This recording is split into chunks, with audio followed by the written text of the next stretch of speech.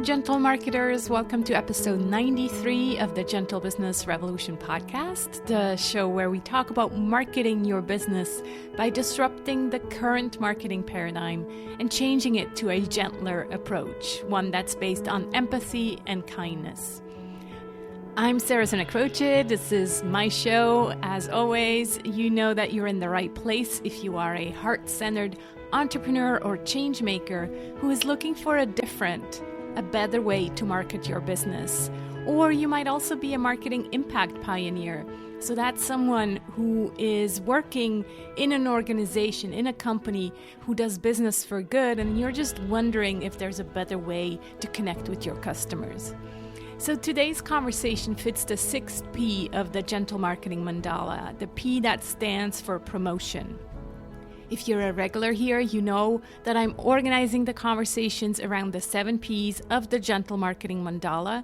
And if you're new here, maybe you don't know what I'm talking about, and you can download your one-page marketing plan with the gentle marketing version of the 7 Ps of marketing at sarahsantacroce.com/one page. That's the number 1 and then page. And this comes with 7 email prompts to really help you reflect on these different Ps for your business. Today's episode is with a fellow rebel. I think you'll recognize Michelle as one of us. I was so pleased when she reached out to me and mentioned that she'd love to talk about how sick she is of bro marketing. And here's what she wrote. She said, "I'm sick of seeing brilliant entrepreneurs thinking that they're bad at marketing, all because they feel icky about deceiving their audience. The popular bro marketing tactics, like scarcity and reciprocity, pushed by the top gurus, work by bypassing your audience's conscious critical thinking skills to appeal to deep psychological triggers. It's no wonder that many entrepreneurs feel uncomfortable using them." Yes. That's exactly what we're talking about here on the Gentle Business Revolution podcast, right? So here's Michelle's official bio. Michelle Mazur is a messaging expert who works with brilliant business owners who are shaking things up but having trouble talking about it. She combines the tools of successful social movements with the qualitative research skills she earned in her Communications Ph.D. to help them craft their powerful, captivating message.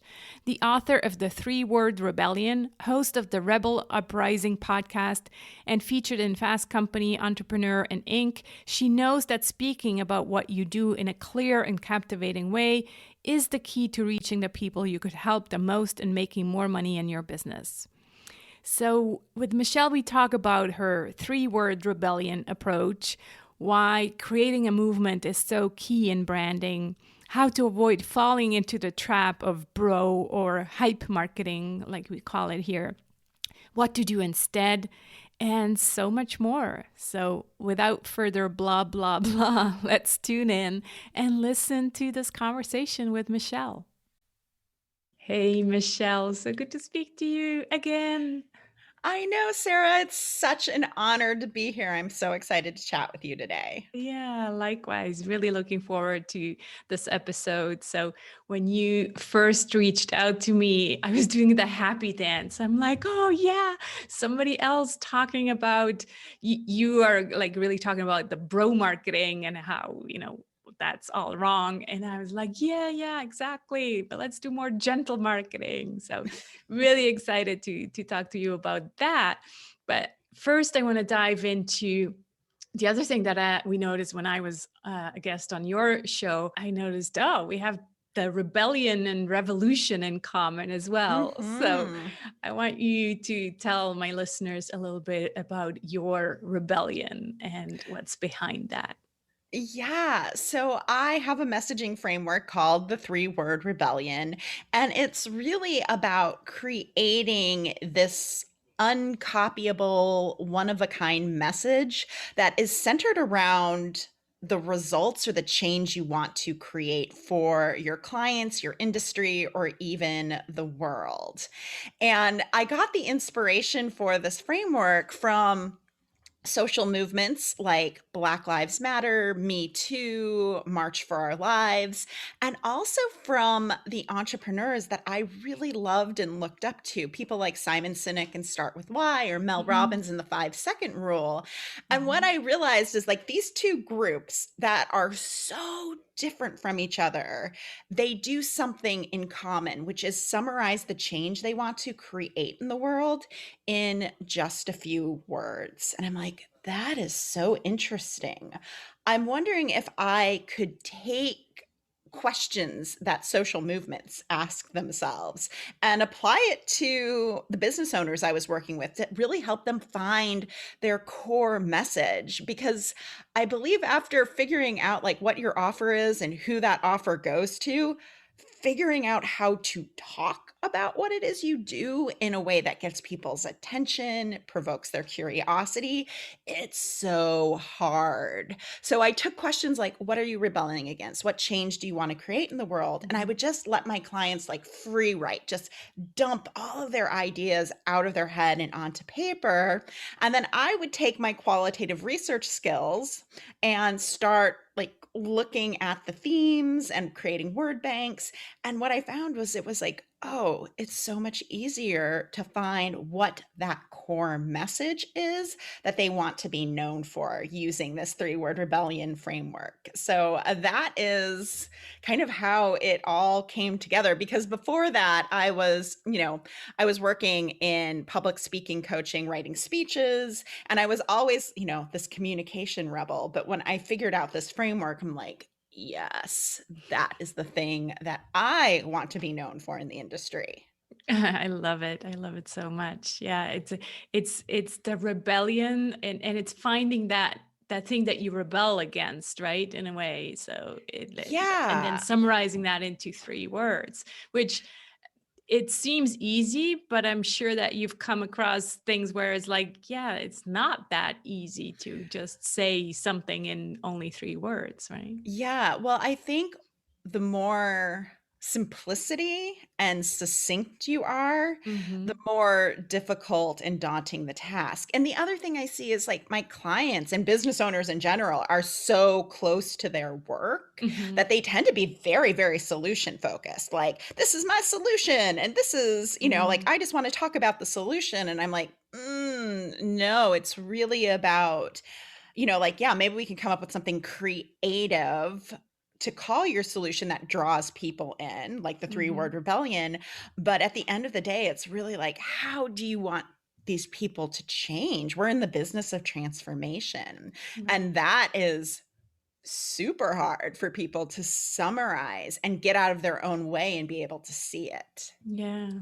Well, obviously, the elephant in the room is the gentle business revolution, as my listeners know that that's what I talk about. But I didn't know you before, when I really just had this epiphany one day. I'm like, I got to reserve that domain name. That's what we do as marketers. We run to the Yes. GoDaddy or whatever and reserve that domain name. And yeah, the revolution is really against business in my case, Mhm. saying, there can be another way to do business. Business doesn't have to be tough and aggressive. It can be gentle. Same thing with marketing, but we'll get into that in a moment. But yeah, I had Yeah. no idea. I was like following your framework before we even knew each other. I know. Yeah. And I have a question for you. And I Uh-huh. know I'm turning the tables. Go But did ahead. you feel like once you found the gentle business revolution, like things kind of started clicking in your business and it really started coming together? Totally. Yeah, totally. I'm like, that's what I was meant to do. And then Mhm. everything from there is like, oh, this makes sense. Everything started to make sense. Yeah.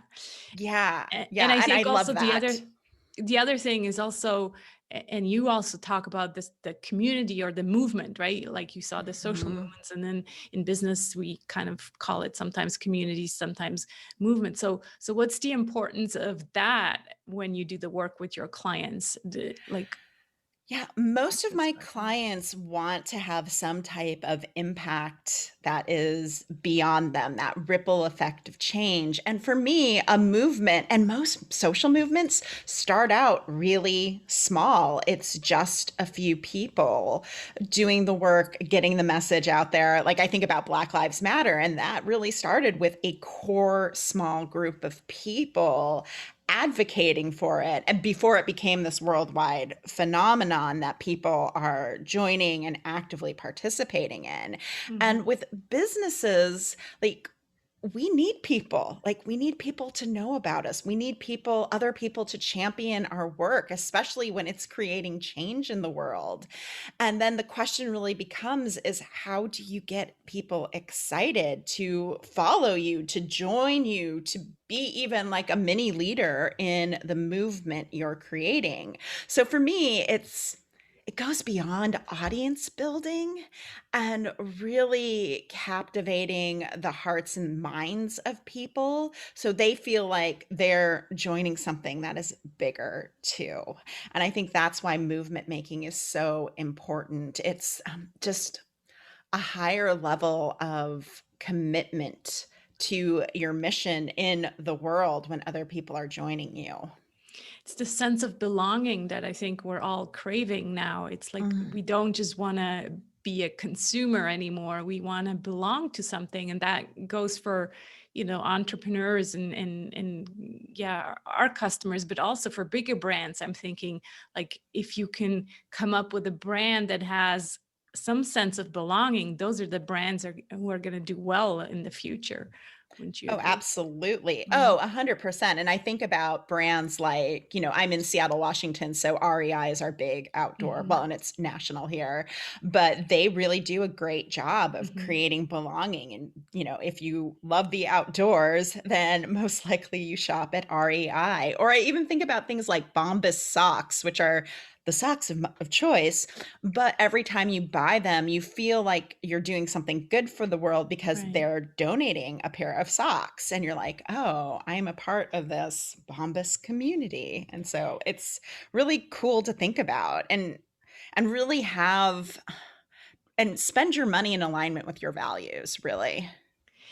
Which made me think, I was just thinking, well, are movements always, striving towards something good? I guess there's bad movements as well, but like in this Well, context, we're definitely talking about, yeah, I'm using it for the power of good because if you think yeah, about it, like Donald Trump and Make America Great Again, that is a movement. it's a That is a movement. movement that is Yeah. not aligned with my values or what I Mm. want to see for my country, but it is movement. Hmm. And it's interesting because I use that as an example of a three-word rebellion in my book, Make America Great Again. But then I provide like the additional critique of like, well, who are we making America great again for? And it's like, oh, it's actually white people. It's not black or brown people or LGBTQ or trans. It's really this white supremacist kind of slogan.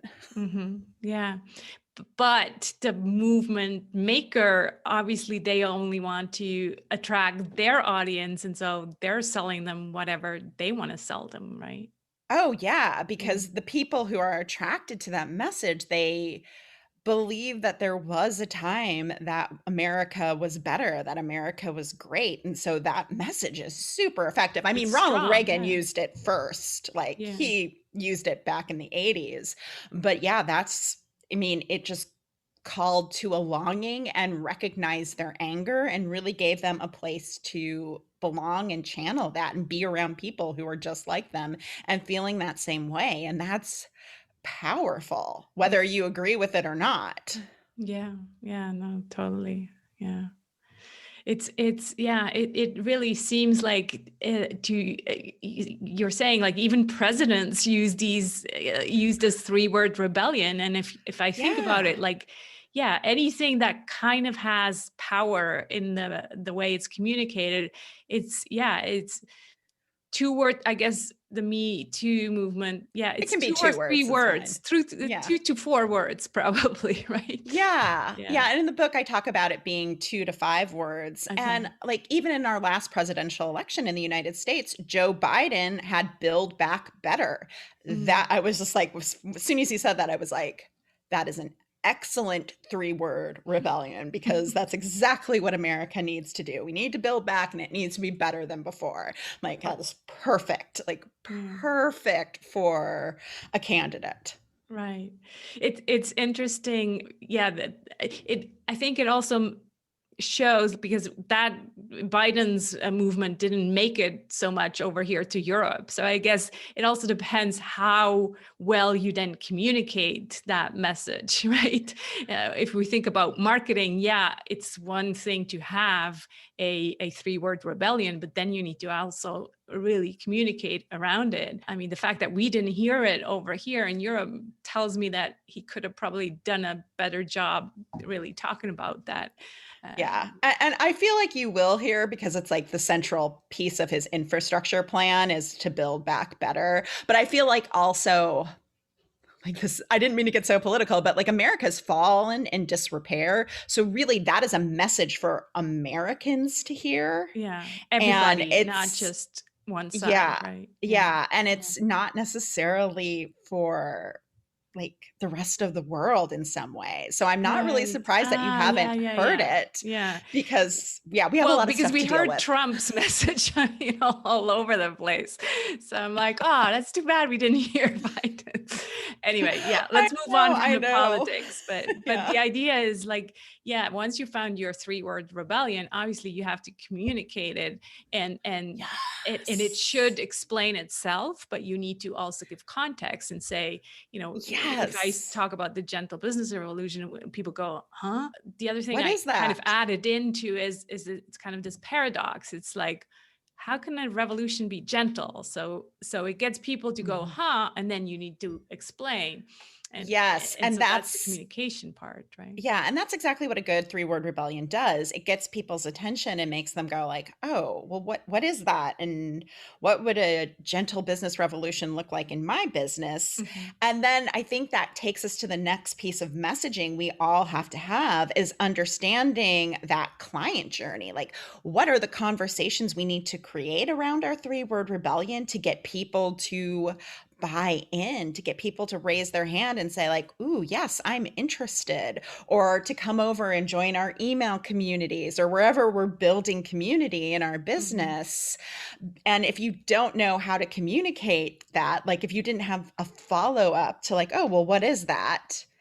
and you're like stumbled for 10 minutes trying to explain what it is, then it's not going to be as effective. So I always say like, a 3 word rebellion is awesome for getting attention. It's awesome for having this memorable message you can be known for, but then you have to have the supporting messages that take people on a journey to buy in to this message and to your business. So I mean, that's essentially persuasion, right? But that's what needs to happen next. Yeah, because otherwise you're just stuck at the beginning, and people are like craving for more, but they don't know where to go next. Yeah, they don't know what to say. Because I even faced that when I first came up with the 3 word rebellion idea, and I finally came, like, landed on that phrase. I'm like, this is awesome.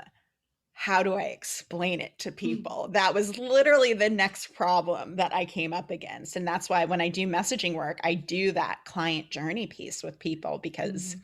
it's critical in order to get people to buy in. Yeah. And do you also, I recently had a guest on who talked about the kind of the previous experience of the client, meaning what have they experienced before? What is their backstory that Mhm. they are now, like, for example, in gentle marketing, well, it's exactly the bro marketing, right? People have Yes. experienced that. They're like, I'm done with that. I want something else. Is that also Mhm. work that you do with your clients to kind of figure out, well, why are they attracted to my 3 word rebellion? Yeah. So, what I know about my clients, it's so interesting. So, I just did a bunch of client research, like having my clients my favorite clients interviewed. And what I found out is like all of them had business coaches before, all of them have been like in masterminds or bought into programs, and it didn't work for them or their business. Mhm. And part of the reason was the tactics that they were being taught, the bro marketing stuff, like because bro marketing essentially like how we use psychological triggers like scarcity, authority, and social proof to shut down critical thinking and manipulate people into a buying decision because we overwhelm them and we don't let them think and we pour on the fear. And my clients just don't resonate with that. So when I do work with them, we look at like, yeah, well, who are your people? Like, I am not a fan of like the ideal client avatar that you just kind of make up and pull out of your butt. um, I'm really this fan of being like, well, of your clients, like they're real people. What did you love about working with them? Like, what was their experience? And bringing that into the work, because I think you have to acknowledge that, like where they are, what they're struggling with, and acknowledging it with like empathy and compassion versus like poking at pain points, which is what bro marketers teach you to do.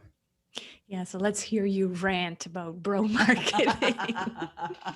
Oh my gosh. I always go back to the moment I first found out about online business, and I signed up for this 3-part video series. And my background is I'm an academic. I taught persuasion for 5, 6 years at the collegiate level. And I remember watching the first video, and the guy was saying, well, if you have to establish your authority, but if you don't have authority, don't worry about it. Just tell this rags to riches story and manufacture your authority. And I'm like, what did he just say? Like, what is this? And I realized, like, I'm like, oh, I was like, everything that I taught my persuasion students is now being weaponized in online business. In fact, Robert Cialdini in his book Influence calls them the weapons of influence. But I feel like the bro marketers just went in and took his book and were like, weapons of influence sounds good to me, Yeah, and yeah, they're started like, hoo-hoo, using cool. them. Yeah, Yeah. yeah. And so I was shocked and dismayed, and I also got sucked into it because it is presented as the way you build your business. It's presented as the way you market. And for most of us, that doesn't feel good. And it's not in alignment with like using these like fear-based and guilt-laden turns of phrase to get people to buy. I'm like, that's just blah. And also I knew from my corporate background, I didn't see Microsoft or General Mills or any of the big companies that I was worked with in the past. Like, I didn't see them use these tactics. I'm like, we're using the tactics of like timeshare salesmen in this industry. Mhm. And I always, like, I think the first time I talked about bro marketing was 2015. The market was not ready to hear about it yet. There were some people who were like, yeah, I agree. That's not great. But selling that kind of alternative way, they just weren't open to it. And I finally think this year we've gotten to this critical point where people are now actively seeking because they've tried that way, and it worked somewhat, or maybe it didn't work at all because it actually shut you down from sharing your message and putting your work out into the world. But especially after well, we're still in coronavirus. But I do think we're looking for a more gentle, a more nurturing, a relationship way of building. And not everyone, but I think we're seeing more and more people, you know, turn to that. And I still see, like, I did a bro marketing overthrow workshop where we were going to develop your ethical principles. Like, that was the goal of the course, was to like, let's develop your ethical principles that you can apply to your marketing. And that was really hard to sell. Yeah. Yeah. It's like, why are you teaching me ethics? Oh, no, I'm already, yeah, I it's know. just like people, but I think I agree with you. Times are changing. And I think A, coming out of this virus, B, coming, the US coming out of what you're coming out of. It's like people are just done with lies and trickery and And yeah, all this over kind of over, promises. yeah, totally.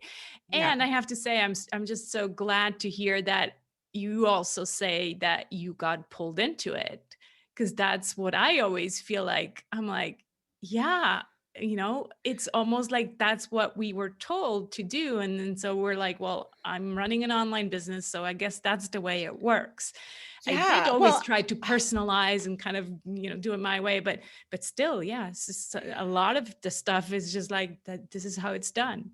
yeah, and it Mm. is very much presented that way. Like, this is the only way to build your business. Right. And even when somebody like me, who knows better, who's had different experiences, when you see, people teaching it and they're like some of the biggest names in the industry, then you're like, well, I guess I have to do it this way. Yeah. And you don't stop to think like, no, no, I don't. Like those online entrepreneurs, celebrity business coaches, they don't give you permission to say like, oh yeah, well there's a lot of different ways to do this. This is one way, you can adapt it.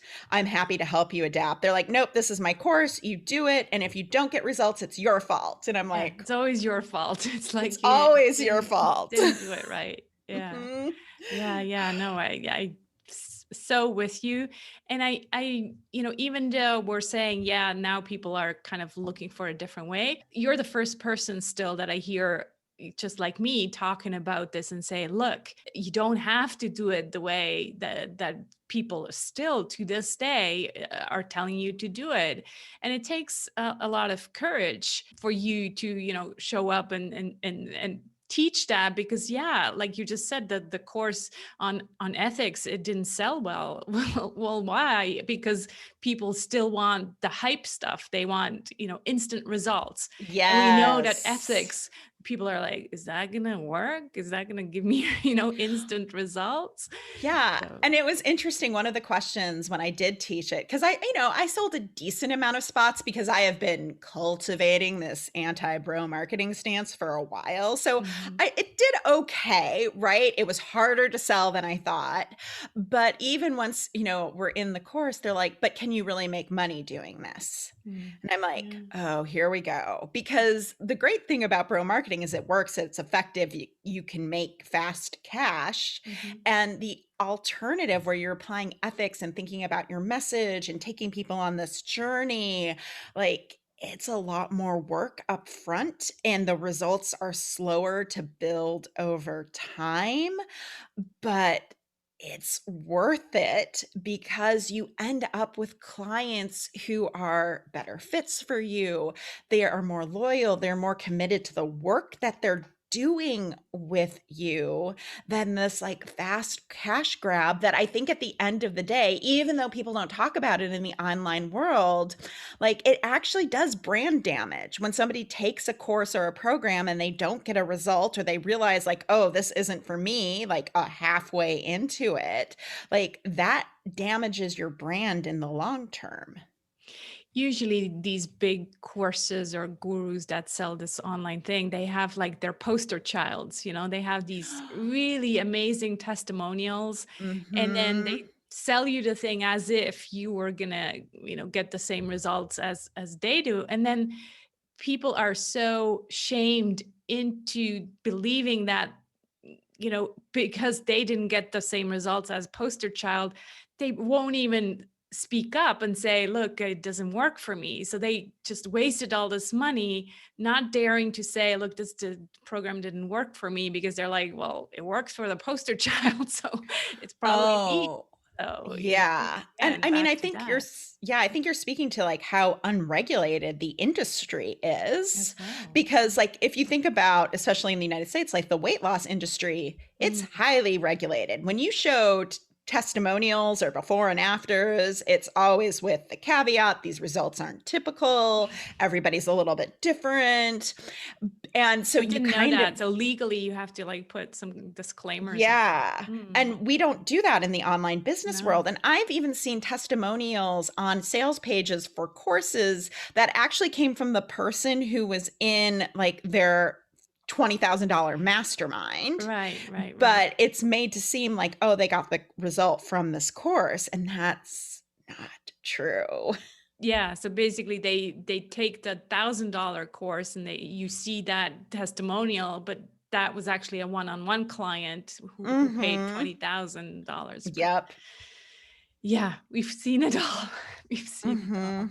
Yes. And So it's so frustrating. it is, yeah, it really is. And so you also talk about, empathy and kind of slowing it down and yeah, what else do you suggest to clients who are like, okay, hook me up, let's do this different way. What are the changes that you are suggesting to switch to a gentler approach? Yeah. So, I mean, the first thing I always recommend people doing is getting really grounded in your values and your principles, like understanding like what your ethical principles are and being able to filter your marketing and purchase decisions through those. And then really what it comes down to is bro marketing is a very specific type of messaging, right? It's the psychological hacks, it's write your copy this way, here's some templates, here's some swipes. But if you're going an alternative way, it comes down to creating a different kind of message that gets people's attention and creates conversation that actually like builds an argument for your work and why people should want to work with you.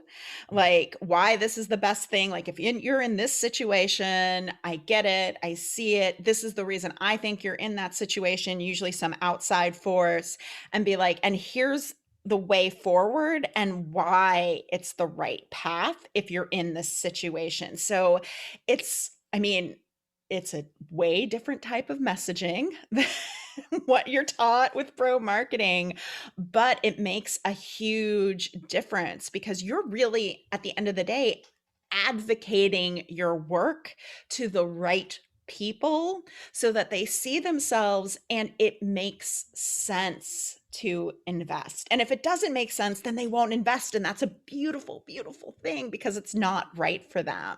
So, really, it's about like, okay, how do I make an argument for my work that really speaks to the right people so that they can see how this benefits them? So, I mean, it's a radically different way of messaging. And it's, like I was working, well, she ended up becoming my client and I was, going through her sales page with her and I was like, "Okay, you're against diet culture. Great. So you can acknowledge their day-to-day life and then say this is all a result of diet culture and you've been indoctrinated into this. And then how do we get out of that?"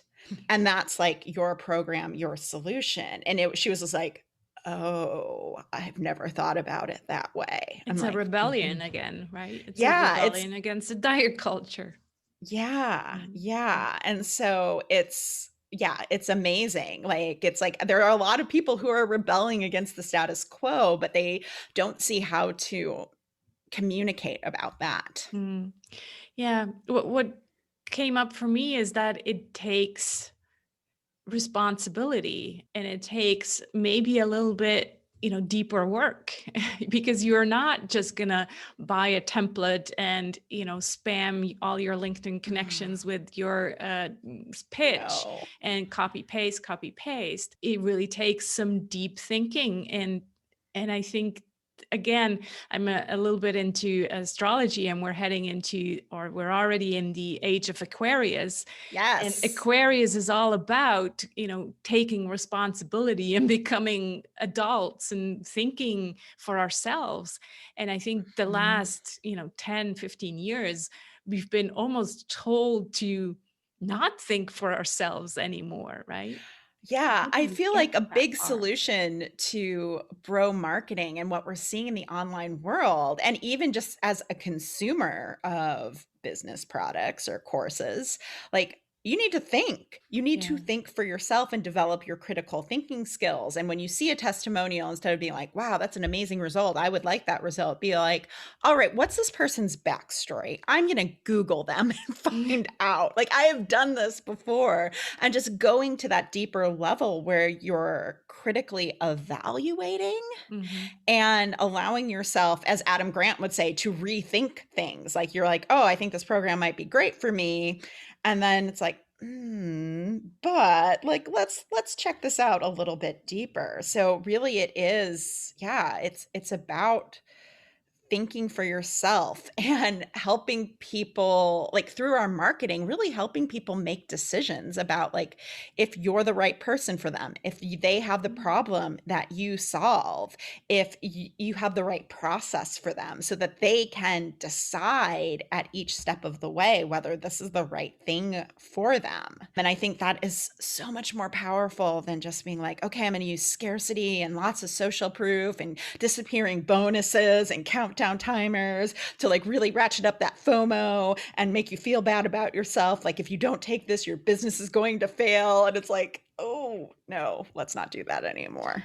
It almost feels like, you know, consciousness of people has risen, and marketing hasn't kept up with it. Like we're still treating people as idiots, like, 15 years ago when there wasn't any access to internet, and we're, telling them all these lies and things, and without respecting them and respecting them as independent thinkers. And so I think Mm-hmm. that's what you and I are saying. It's like, treat them with empathy, treat them with respect, treat them as independent thinkers. That's the only way that they're going to make an informed decision, and they're going to be the right clients for you as well. Yes, exactly. Because, I mean, one of the things we don't talk about is in those big programs, those courses, we don't talk about the default rate or actually how many people complete everything. And it's shocking. I actually was listening to your episode with Tad Hargrave and how he was talking about like everybody running to the back of the room, and you see like, oh man, like they made so much money this day today. Right. And then like 90% of those people like ask for a refund within 24 hours. And I'm like, Yeah. because then all of a sudden they had time to think about their decision and Yeah. realize that And that nobody wasn't the right shares those thing. numbers, refund numbers online, right? Yeah. Yeah. Yeah. No, no. And I think, that's why bro marketing looks sexy, because you're like, oh my gosh, look at all the money they're making. But we don't talk about like, all right, how many people are completing your course, getting results? What's your refund rate? And the other thing we don't talk about is that they have to keep hustling, because these are not referral clients. They're not people who come back over and over again. So this poor bro marketer, he has to keep doing that hustle for as long as he wants to be in business. Because the Yeah, minute got to he fill it. stops, that's it. There's no Hmm. Yep. more clients. Yeah. We could go on and on and on. I know, I know. I'm like, oh, we could talk another hour about this. But I want you to kind of share some last words of wisdom where, yeah, what would you recommend to someone who's like maybe fallen into the trap of bro marketing? How do you switch? Because that, I think, is always the tricky thing, is like, okay, admit to yourself. Like I had to really admit to myself, like, I can no longer do this. There's just so many things that don't work for me anymore. But then the transition, how do you start that transition? Yeah, I think the first thing is to show a lot of compassion and grace to yourself. Like, yep, I'm marketed this way. Yes, it caused some harm, and I'm sorry. I feel contrite about that. And then it's starting to look at a way of doing better. Like, okay, and realize like you don't have to change everything overnight. I think that's the mistake a lot of people do. They're like, I'm going to change it all. And then all of a sudden everything stops working in their business. And it's like, Mm-hmm. no, no, no, no, no. Go slow. Like, take care of like the One thing easiest at a time. pieces. Yeah. And and also like I might as well just shout this out. Like I have like a training about the alternative to bro marketing. That's free, it's on demand, it's at bro.marketing. I Awesome. can't believe I got that URL. But it really grounds you in like what is bro marketing? How do we process persuasive communication? And what's the alternative way of doing this? And takes you into a deep dive of that for about 30 minutes. So you can start thinking about your marketing and your message differently. So that's another good resource if you really want to get these kind of tactics out of your business. But I think the most important part, grace, compassion, and you don't have to do it overnight. Yeah, I agree. That's also in the last chapter of my book. It's like, don't just throw everything out and think you have to like change everything within a couple of weeks. It doesn't work like No. that, because then we're not financially safe anymore. And that adds a lot of stress to a business owner. So Yeah, and really just, I mean, it is, and sometimes it's just small tweaks. Like Mhm. you don't have to throw it all out. You just have to tweak it a little bit to That's make it in right. alignment. And sometimes that's hard to explain when people ask me, so what is gentle marketing? Give me, the 7 steps. I'm like, it's not about 7 steps. It's about making small changes and really talking with empathy and bringing that into your copy. So I'm glad you agree Yeah. with that. Well, Yeah. and it's so funny because people will say like, "Well, do you have a checklist for ethical marketing?" And I'm like, "No." That's Yeah, just it. There it is. I know. Step 1, define your values. Step 2, define your ethical principles. Apply. There's my 3 steps for you. Yeah. Like Yeah. it's just not well, and I think bro marketers have done a good job of just setting it up where like everything has to be like this cookie cutter. Here are the 7 steps. Here's exactly what you need to do. And business is a lot messier than that. Marketing is a lot messier. Messaging is messier than that. Yeah. And yeah, I think they've done a disservice in kind of dumbing down how to build a business into these like simple steps that anyone can do. It's like, Mm. no. Yeah. Let's hope that, as we go along, that's not what people want anymore. Because I just like, I have a feeling that there's still a lot of people who want that. And so I'm like, Yeah. how can I tell them about a different way of marketing, even without giving them the 7 steps or the cookie cutter approach, right? Hmm. It's a And I deeper think part of it conversation. is they have to make their own mistakes and be ready for I it. think so too. It's all about timing. Yeah. Hmm. That's how it was for me. Yes. Yeah. You have to really wake up and say, I can't do this anymore. Like, what was I doing? Hmm. Yeah. Exactly. Yeah. Exactly. Wow. This has been amazing. Thanks so much, Michelle. Do share with people again, also your main website and the name of your book so they can Yeah, look it so up. you can come visit me at drmichellemazur.com, and my book is available on Amazon and Book Depository and lots of other places, and that's called The 3-Word Rebellion. And I Wonderful. invite you to check it out.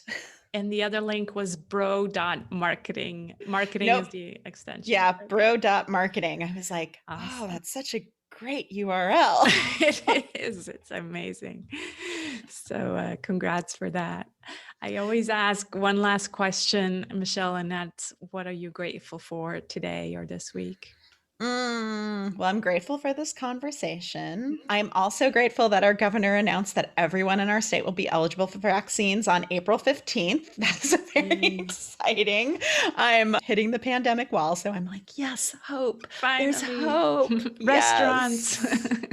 Yeah. Yes. Yes. So I'm really grateful. And I'm grateful that I've been healthy through Mm. all of this in the past year because I've seen firsthand some of the devastation that has Mm. been wreaked because of the pandemic. So I Mm. am grateful for my health and the health of my husband.